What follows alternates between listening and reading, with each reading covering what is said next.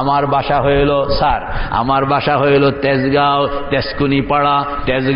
তেজকুনি পাড়া। এখানে আমি আজকে 22 বছর। সুবহানাল্লাহ। তো আরো 15-16 বছর আগের ঘটনা, আমি মসজিদের ইমাম খতিব। হ্যাঁ, তো সেখানে আমার মুসল্লি একজন, টাকা পয়সা অনেক, বাড়ি গাড়ি আছে, এখানে মক্কা শরীফ যাবেন। তো আমার কাছে দেখা করে, মাসলা মাসাইল শুনে বুঝে তার রেডি হইতেছে, এখনো মক্কা শরীফ যাবে 15 দিন। তা আমাকে এসে বলল যে খতিব সাহেব, আমার বাসায় কাম করে বুয়া চিনেন, বাড়ি শেরপুর। বাড়ি কই? শেরপুর। বেতন 2000 টাকা পায়।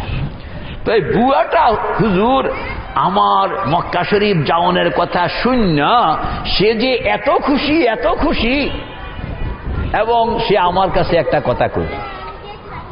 কি কথা?